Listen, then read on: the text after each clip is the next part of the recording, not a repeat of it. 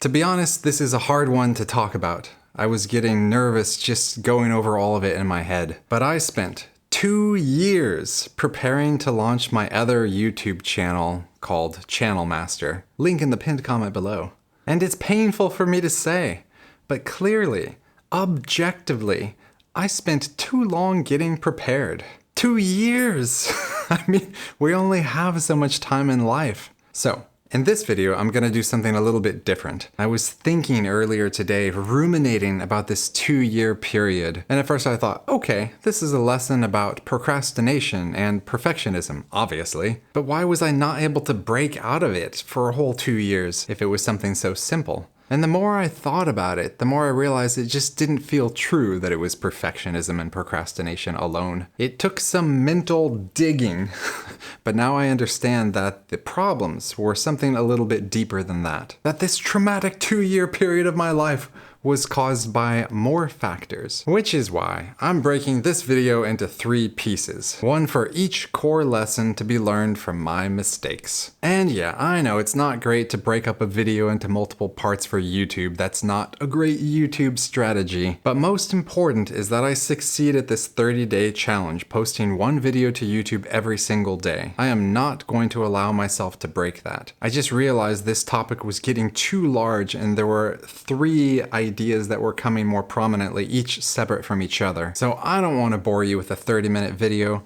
I want to not destroy my sleep and maintain my health tonight. I've actually only started filming this at it's 10:43 p.m. right now. That's just the filming. I still gotta edit. And this is another opportunity to be good enough to make a minimum viable product. And I'm just gonna be okay with a little imperfection. So how did I spend 2 years launching a YouTube channel? Well, the idea of ChannelMaster was bubbling around in my head for many years before that, and when I finally decided to do it, I was very excited because it's an original concept that I came up with. The idea being that for an entire year, I launched 12 YouTube channels, 1 each month, that the viewers vote on, and that for each channel, they get a total of 8 videos, so like 2 videos per week. Somewhere in the middle to make it interesting enough and fast-paced and like a game, yet also giving the YouTube channel somewhat of a chance. Because each of these 2 videos were gonna be like high-quality, researched videos from my vast wealth of YouTube strategy I've absorbed watching countless videos. So I thought it was a really cool idea, you know? This huge thing, it's interactive, it's got this schedule, it's got changing variety. The point is, I really cared. This was my baby. And due to the way the whole thing was gonna work, the schedule of 1 channel right after another, I felt like this was my one-time opportunity to launch this channel successfully. If I would kick this channel off early before I was prepared, the results would be catastrophic. Not to mention, I thought my idea was so unique that once I had launched the channel, the cat would already be out of the bag and it was my one shot. Imagine just kicking it off and being like, okay, we're gonna do the first channel, and then I'm like stumbling and falling all over the place. Oh, I'm not ready yet. Well, and okay, it's on week 3 and I haven't made the video. It would be a disaster. Like, things needed to go smoothly, which meant I needed to be adequately prepared. You know, given the way it was originally envisioned with the current channel that I'd spawned off that I'm working on for said month, I was also gonna be contributing some videos to the past most popular child channels. I know it gets complicated, but I was going to be making about 7 videos per week in total, and I was planning to hire a video editor. I hunted around, I found one, we started working together, and it just fell apart for reasons I won't bother going into. So then I decided, you know what?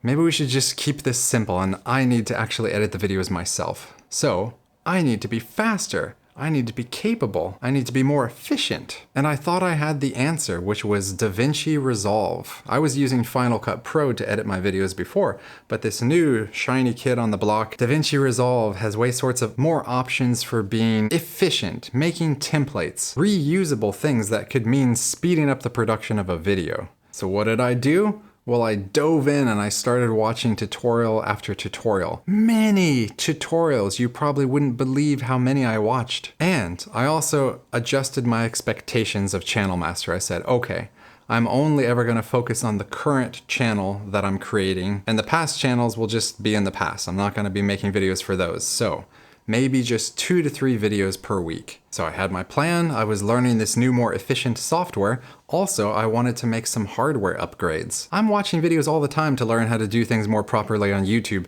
and I'd become aware of several things that I was deficient in. I spent months and lots of money buying and returning stuff, trying things like a hair light, the rigging equipment to hold things up, a new camera lens, a teleprompter, different background decorations, new microphones, and a 3-way geared tripod head. You probably don't know what that is, but trust me, it's very helpful. If you would have seen my living room, I had so many packages open on the floor, trying stuff, researching, returning things, but I finally got all the hardware upgrades that I wanted. And then it was just continuing to train on DaVinci Resolve, watching tutorial after tutorial, trying to make sure I understood everything well enough that I wouldn't be scrambling when it was time to make a video. And you know what? I felt like all of this was necessary. I didn't think I was being a perfectionist. I thought if I don't do this stuff, this whole house of cards is just gonna fall down. In fact, the only reason I finally did launch that channel and break through was because of this birthday gift to yourself concept, which I talked about on another video. I'll put a link up here somewhere or in the pinned comment below. The idea of giving something to yourself, and mine was launching ChannelMaster. So that gave me a 2-week window to get things in order, and it forced me to launch before being ready and with just a good enough kind of feeling. So I scheduled everything I wanted to do before launching. I had this schedule that I was like, post this video to the Magic channel, tell these people about the new channel, make sure to post a Patreon video over here, and oh, this interview I did with someone else, and then post to Instagram, and you have to learn these things about DaVinci Resolve for sure. Suffice it to say, every day I had to prune this schedule, chopping off items that just weren't going to make it. And I launched while I was not perfectly ready. But I am so glad that I did, as I had become acutely aware of how long I was planning this thing, always preparing. It had gotten to the boiling point, and something had to give. And now we get to the life lessons. Now that I've painted the whole scenario for you, here is the real first life lesson about this whole debacle. It's not really a one-time opportunity.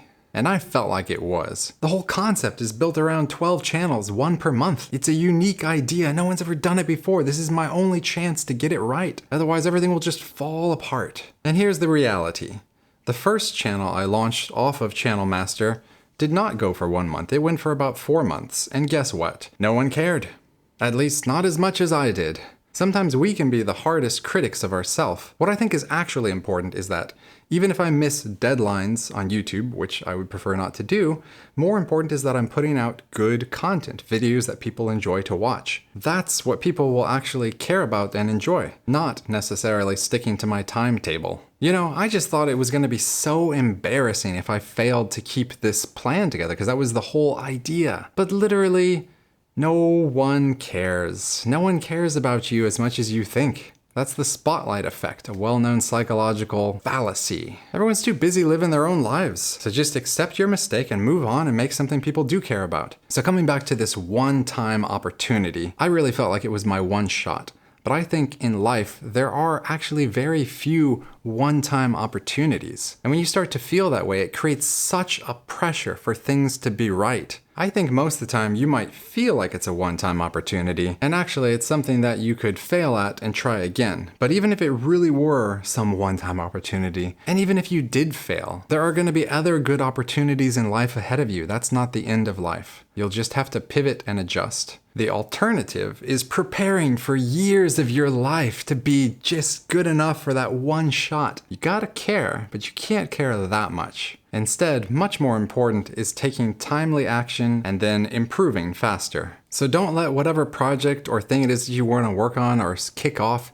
be such a darling to you that you're paralyzed and just can't spend enough time getting prepared for the perfect kickoff. This one-time chance way of thinking usually comes from imagining only 2 scenarios: perfect success or permanent failure. But real life usually has more outcomes than that. Most times, the things that you're attempting to do are not like a rocket that if it failed to take off would explode and kill a lot of people. It's more like learning to ride a bicycle. You fall over and it's unpleasant, you get cut, but you can get back up again and keep trying. So keep in mind, waiting and preparing can actually be more risky than failing. And even if one opportunity is literally gone, you're not gone. So that's my life lesson that I feel I'm sharing with you, is try not to think of your goals as one-shot opportunities. And in the next video, I'll cover reason number 2 why this YouTube channel took me 2 years to launch. So, I will see you tomorrow for the next life lesson.